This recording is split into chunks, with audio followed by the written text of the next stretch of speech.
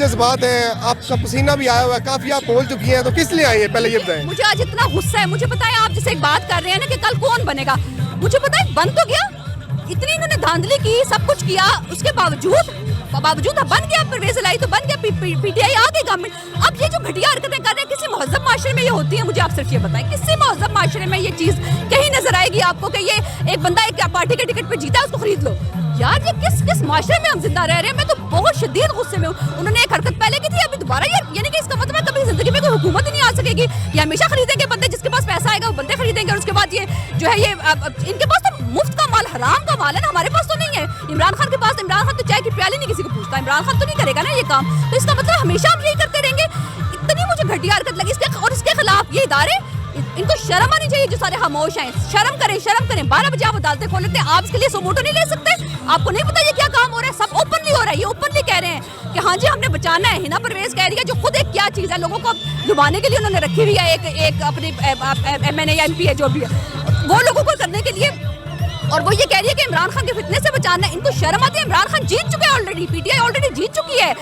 ये जो बात वोटिंग है, ये एक रस्मी प्रोसेस है, और उस वोटिंग को वो खरीद रहे हैं। इनको शर्म नहीं आती? ये डूब मरने का मुकाम है इस मुल्क के लिए। बताएं कौन पैसा चला रहा है, और अभी तक कितने आपके तरीके इंसाफ के MPs हैं जिन्होंने पैसा पकड़ा हुआ है? क्योंकि कल का दिन बड़ा इंपॉर्टेंट है। तरीके इंसाफ इल्जामात लगा रही है कि पैसों की ऑफर्स की जा रही है, कौन कर रहा है ऑफर? देखिए ऑफर तो आपको पता है, जैसे पहले हुई थी, लोटे खरीदे गए थे, 25 करोड़ किसी को ऑफर कर देंगे तो अगला बंदा भी पाकिस्तानी है ना, पाकिस्तानी है क्या मैं कहूँ, तो वो कहते हैं चलो जी 25 करोड़ लेके भाग जाओ। लेकिन ये जो लोटे हैं ना, ये पहले भी जलील हुआ है, और ये लोटे किसी को मुंह दिखाने के काबिल नहीं। और ये वाला भी जो लोटा जो हुआ ना, जो टर्की भाग गया, एक काम में पता है कि जो टर्की भाग गया, बाकी 187 हमारे पास मौजूद है, हमारे 187 एक जगह पे मौजूद है। लेकिन ये इंसानियत नहीं है, ये कोई तरीका नहीं है कि हमें उन लोगों को पकड़ के बैठना पड़े, ये कोई तरीका नहीं है। एक मेजोरिटी आ गई है, सिंपल मेजोरिटी आ गई है, खत्म को बात खत्म। कोर्ट को भी पता, सबको पता है, वो जीत चुके हैं ऑलरेडी।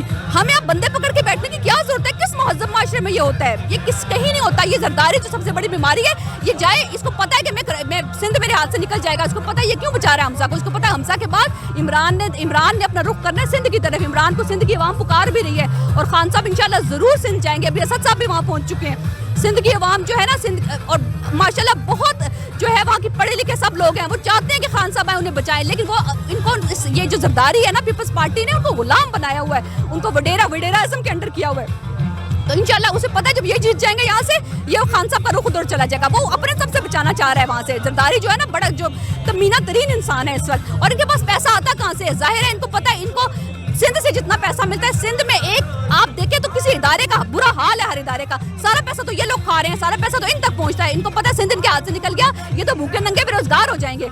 लेकिन आज भी जो मेरा गुस्सा है ना, जो आप मेरा गुस्सा देख रहे हैं, वो सिर्फ इनकी वजह से भी नहीं है, ये मौलाना फजलुर रहमान की वजह से है। मौलाना, तुम मौलाना नहीं हो, तुम मौलाना के नाम पे दब्बा हो, इस्लाम के नाम पे दब्बा हो। तुमने आज जो बात किया खवातीन के बारे में, तितलियां बात किया, तो ये तितलियां नहीं है, ये शेर नहीं है, और तुम आओ हम तुम्हें चीर फाड़ करेंगे। तुमने ये बात की, तुमने किस मुंह से ये बात की? तुम्हें शर्म नहीं आई ये बात करते हुए? मैं सबसे गुजारिश करूंगी, अवाम से, खवातीन से, इसके अलावा जितने भी हमारे इस्लामिक स्कॉलर्स हैं, इसके खिलाफ बयान दें, इसके खिलाफ खड़े हों। इसने किस क्यों ये बयान दिया? तितलियों की बात की। इस घटिया आदमी को पता नहीं ये बात क्या बात, ये बुखला गया तो ठीक है, तुम हुकूमत तुम्हारी खत्म हो जाएगी, तुम बुखलाए हो, तुम मरोगे, अभी तान से निकलोगे, तुम भागोगे, तुम्हें अवाम जूते मारेगी। लेकिन तुमने जो बात खवातीन के बारे में की है, लानत है तुम्हारे ऊपर। अच्छा, राना सनाउल्लाह ने भी बड़ी जोरदार धमकी दी है कि इनके 8-10 बंदे गायब करना कोई बात नहीं है।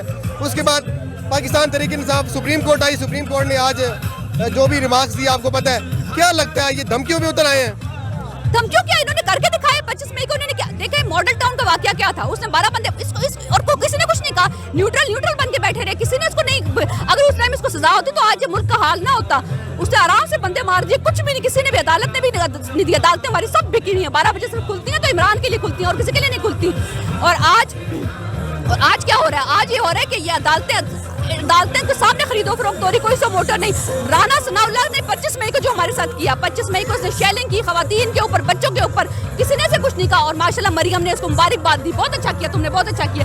लानत है इन सब लोगों पे, इन लोगों ने भी मरना है इंशाल्लाह, ये हम देखेंगे हमारी आंखों के सामने, ये भागेंगे यहाँ से। अच्छा, मेरा आखिरी सवाल है, आप काफी बोल चुकी हैं, आप क्या समझती हैं जब पाकिस्तान तरीके इंसाफ हुकूमत बना लेगी पंजाब में, तो उन पुलिस अफसरान के खिलाफ कार्रवाई होनी चाहिए? हमारी ये रिक्वेस्ट है, ये हाँ, इसके लिए कमेटी बन चुकी है ऑलरेडी, शफकत महमूद साहब उसके सरबराह, ये होगा, जरूर होगा, और उनकी सजा होगी ताकि आइंदा ये ना हो। शुक्रिया, थैंक यू सो मच।